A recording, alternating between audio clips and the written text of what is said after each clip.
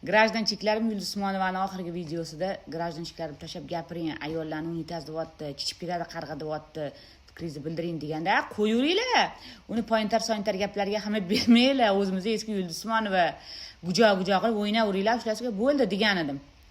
Hozir videolarni yana tashlashni ko'rib, o'tirib, kommentlarni o'qisam, rosa qizingiz ham ajrashgan, u ham unitazmi, o'zingiz ham rosa ajrashgansiz, unitazmisiz?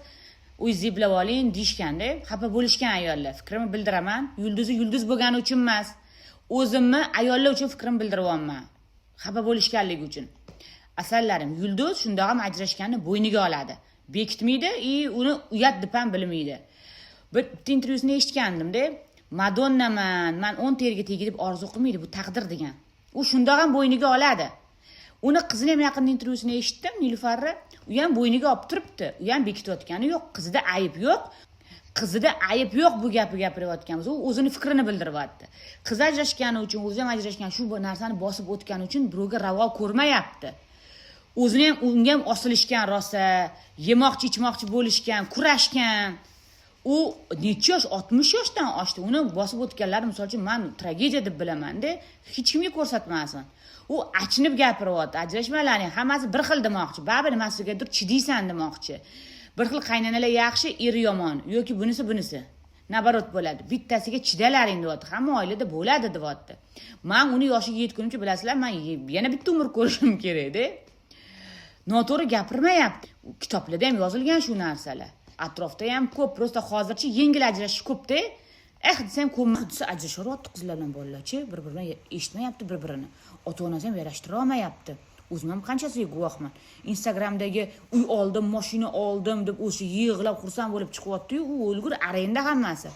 Ishonyapti bu yoshlarchi, ajrashyapti qaynonani og'rigarchiligiga chidolmay.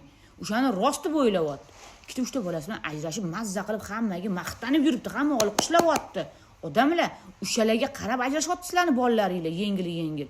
Men ham shunaqa bo'laman, oson bo'laman deb hamma kanal ochib olgan. Instagramdan shunaqa bo'laman deyapti. Sizlar qarshi chalyapsizlar. U prosta qisqa qilib aytdi-da, u chunki ko'rib yuribdi atrofda qancha odam bor, qancha odamni boqadi, qancha ota-onalar jalba qilib kelgan yig'lab, iltimos, ona yordam bering deb.